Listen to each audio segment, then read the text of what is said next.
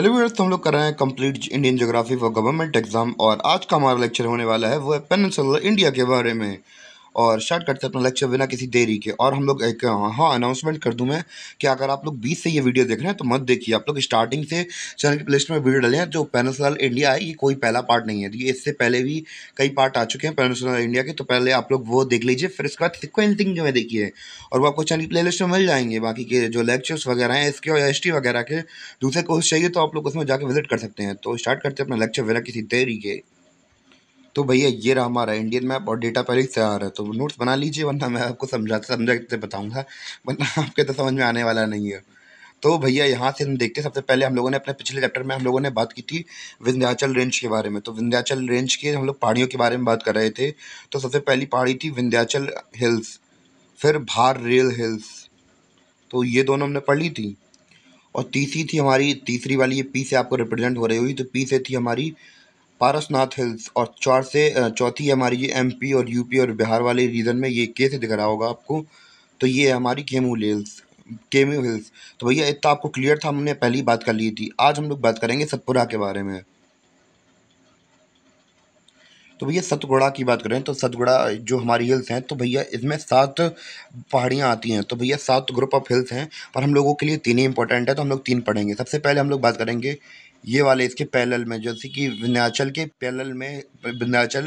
के पैरेलल में आपको यहाँ पे दिख रहा होगा, जहाँ पे मेरा मार्क्स हो रहा होगा। तो भैया ये है पीपला हिल्स, क्या बोलते हैं इन्हें, राजपीपला हिल्स। और इसके जस्ट बगल में आपको दिख रही होंगी, ये रही हमारी मध्य प्रदेश में। पहले हमने राजपीपला हिल्स देखी थी, ये तो कुछ गुजरात में थी और कुछ एमपी में थी। और हम लोग अब देखेंगे जो महादेव हिल्स हैं, ये एमपी में हैं, आपको दिख रही होंगी। और तीसरी हमारी मैकाल हिल्स, तो मैकाल हिल्स आधी एमपी में है, आधी छत्तीसगढ़ में है। तो इतना आपको क्लियर हो गया।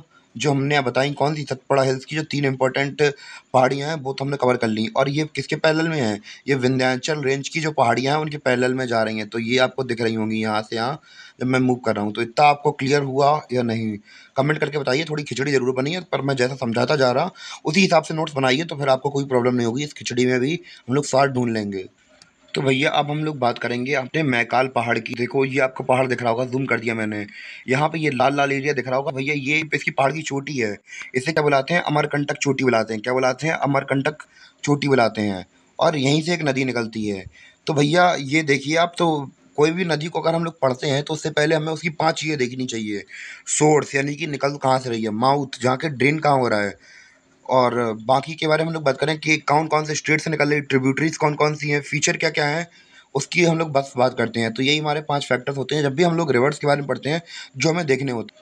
तो भैया हमने एक बात की थी कि अमरकंटक चोटी से कुछ निकलता है, कौन सी नदी निकलती है।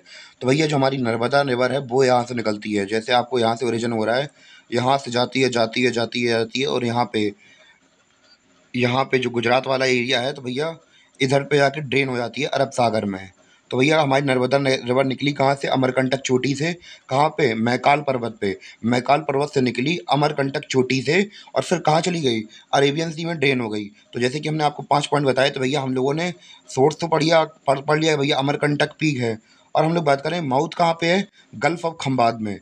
तो गल्फ किसे बोलते हैं, ऐसा कोई एरिया, ऐसा कोई वाटर बॉडी जो कि तीनों तरफ से पानी से घिरा हो। किससे घिरा हो, पानी से घिरा हो। तो भैया ऐसी कोई वाटर बॉडी जो कि मैंने गलत बोल दिया, ऐसी कोई वाटर बॉडी जो कि 3 तरफ लैंड से घिरी हो। तो आपको ये दिख रहा है, तो भैया ये आपको लैंड एरिया दिख रहा होगा, एक साइड, दूसरी साइड और तीसरी साइड। 3 साइड से किससे घिरा हुआ है, पानी से घिरा, सॉरी लैंड से घिरा हुआ है। तो भैया इसे हम लोग क्या बोल देते हैं, गल्फ बोल देते हैं। और कहाँ पे ड्रेन होती है हमारी Narmada river, gulf of Khambhat में ड्रेन होती है। कहाँ पे, गल्फ ऑफ खंबात में, अरेबियन सी में। क्योंकि यहाँ पे अरेबियन सी लगा हुआ है, तो भैया अरेबियन सी में कहाँ पे ड्रेन हो जाती है नर्मदा रिवर हमारी, गल्फ ऑफ खंबात में रिवर ड्रेन हो जाती है। तो हमने माउथ देख लिया अब इसका। अब हम लोग बात करेंगे एरिया या स्टेट्स कहाँ कहाँ से होके जाती है, इसके बारे में बात करेंगे। तो भैया ये आपको मेनली दिख रही होगी कहाँ पे, ये एमपी में निकल रही है भैया। जो एमपी वाले हम लोगों ने, हाँ मैंने एक चीज़ बताई कि भैया जो एमपी वाला एरिया है केवल वहीं पे ये ड्रेन मतलब ओरिजिन हुआ है इसका। तो एमपी वाला क्षेत्र का जो मैकाल का हिस्सा है वहीं पे निकलती है हमारी क्या, नर्मदा रिवर। एमपी से जाती है फिर, और फिर कहाँ से निकलती है, फिर एमपी से निकल के गुजरात में चली जाती है सीधे। और बस यही इसका लैंड एरिया है या फिर स्टेट्स हैं जहाँ से ये होकर जाती है। अब बात करेंगे ट्रिब्यूटरीज की। तो ट्रिब्यूटरीज के लिए हम लोग लगाएंगे एक अच्छी सी ट्रिक। अगर हम लोग इसकी ट्रिब्यूटरीज की बात करें तो भैया ट्रिब्यूटरीज होंगी हमारी कौन, शेर। शेर का शिकार कौन करता है, हिरन। और तवा, किचन का सामान, शक्कर। तो भैया इसकी ये ट्रिब्यूटरीज हमारी यही हैं। और इसके फीचर के बारे में बात करते हैं। फीचर्स ऑफ नर्मदा रिवर, तो भैया क्या क्या फीचर है इनके बारे में बात करते हैं।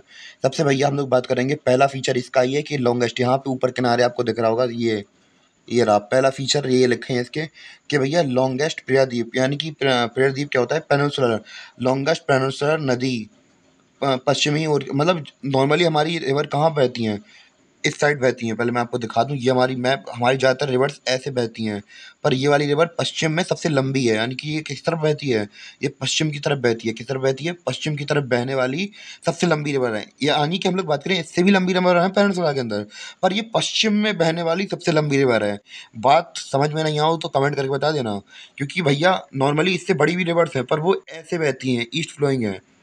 पर ये क्या है, ये पश्चिम में बहती है, वेस्ट मतलब पश्चिम में बहती है इस साइड पे, और पश्चिम में बहने वाली सबसे लंबी रिवर है, लॉन्गेस्ट पेनिनसुलर रिवर है। इतना आपको क्लियर हुआ। दूसरा ये है कि भैया ये फ्लो करती है कहाँ पे, रिफ्ट वैली के अंदर। रिफ्ट वैली क्या होती है हम लोग वो समझते हैं। यहाँ आपको मैप में दिखा रहा, आपको ये रिवर है, सुंदर सुंदर रिवर है। हाँ ये रहा। तो भैया ऐसी ये होती है हमारी रिफ्ट वैली। तो जैसे ही भैया एक दरार टाइप में, जब हमें पता है कि अर्थक्वेक वगैरह आते हैं तो दरार टाइप में बन जाती है, तो उन दरारों के बीच में बहने लगती हैं ये हमारी नर्मदा रिवर। जैसे ये आपको इमेज दिख रही होगी, तो भैया ऐसी रिवर, ऐसी खाड़ियाँ क्या कहलाती हैं, रिफ्ट वैली कहलाती हैं। यहाँ पे हल्की हल्की दरारें होती हैं, और वहीं पे बहती है हमारी नर्मदा रिवर। तो इतना पॉइंट आपको क्लियर होगा। तो भैया ये कितनी धुआंधार झरना निकल रहा है, देख रहे हैं कितने लोग खड़े हैं वहाँ देखने के लिए। और हमारे यहाँ पे भी ऐसी एक नदी थी, काफ़ी अच्छी लगती थी, जहाँ पे मैं रहता था बचपन में। तो इतना अपना क्लियर हो गया। दूसरा, पहला फीचर हमने देख लिया कि भैया लॉन्गेस्ट वेस्ट की तरफ बहने वाली सबसे बड़ी रिवर है हमारी। दूसरा हमने देख लिया रिफ्ट वैली में बहती है। और तीसरी बात ये है भैया धुआंधार फॉल्स, धुआंधार फॉल्स जिसके बारे में अभी हमने बात की थी कि धुआंधार, इनमें कोई आग निकलती पर पानी की बौछार की वजह से ये धुआं ऐसा लगने लगता है, तो धुआंधार फॉल भी है इसमें।